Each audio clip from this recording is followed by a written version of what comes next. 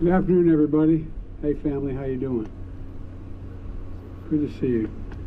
Folks, a week ago, Hurricane Helene became one of the strongest hurricanes ever hit Florida and this part of Georgia. Roofs ripped off the buildings. Massive trees crashed into power lines, setting off loss of heat, electricity.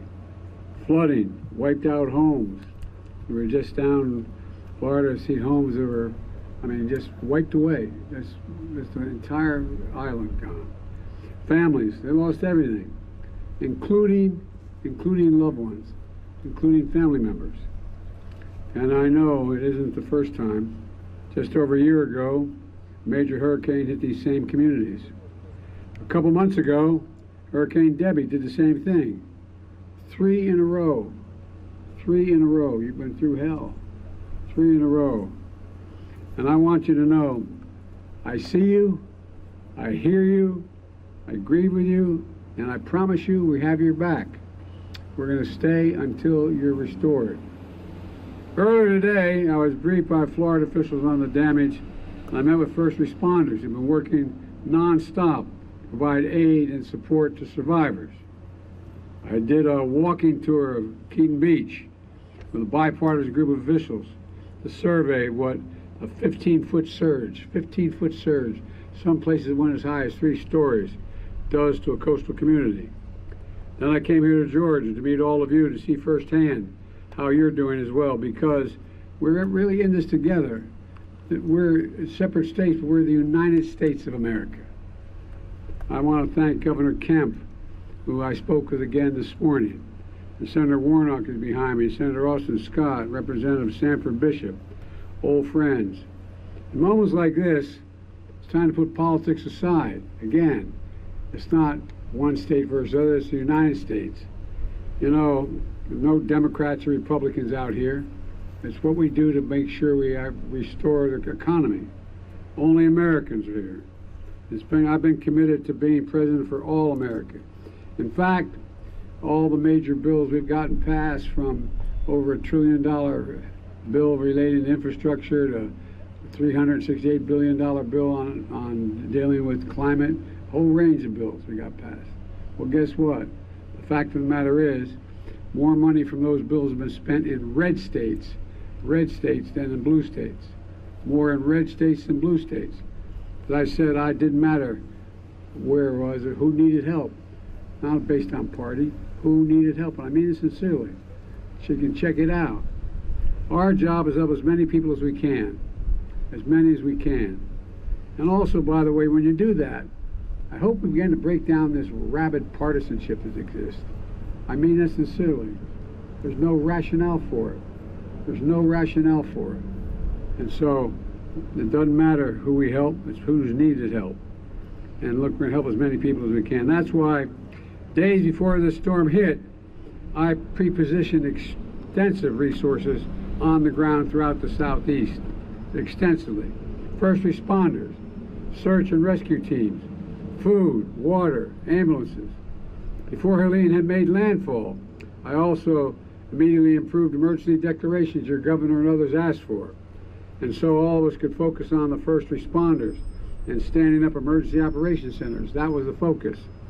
And yesterday, I approved Governor Kemp's request for a federal government to cover 100% of the cost for debris removal and emergency protective measures for 3 months, 100%.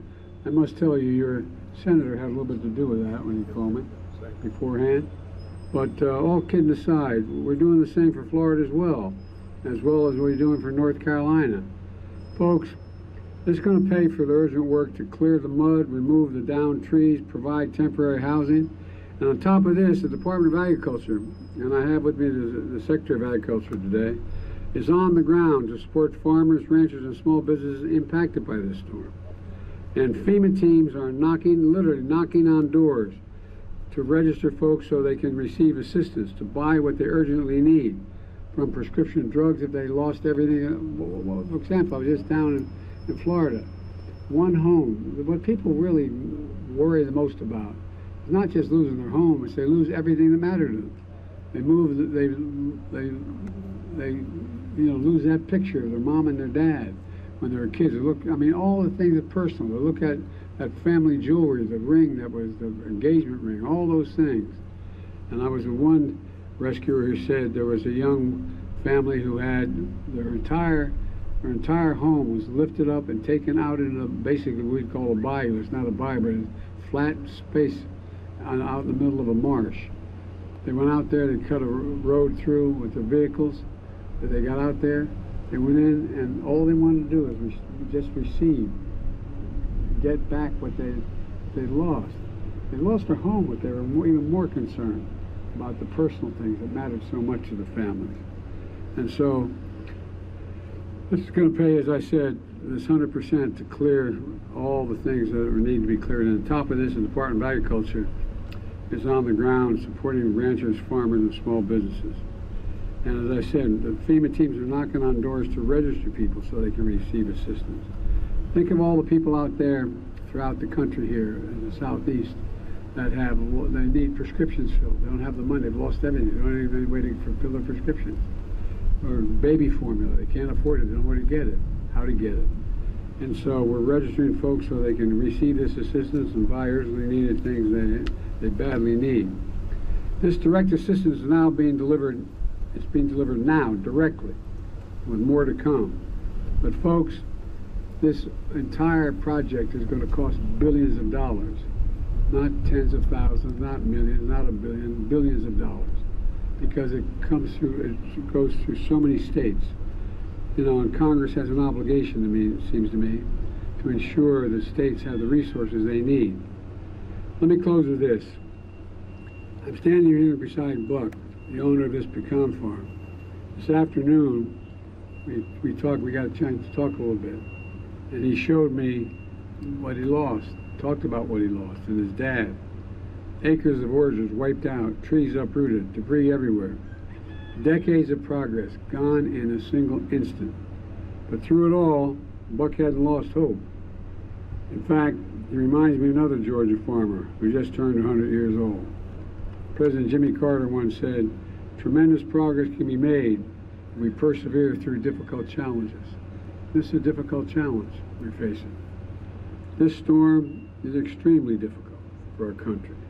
All the first responders, police officers, and volunteers who ran toward danger, all the survivors and families who had their lives and livelihoods torn apart, we got a lot of work ahead of us. I was with them, as I said, I was down in Florida today, and a gentleman walked up and handed me a small pamphlet, a book that his wife had just written about how they lost their son. Their son died last time out in their home. A lot of people are in real trouble.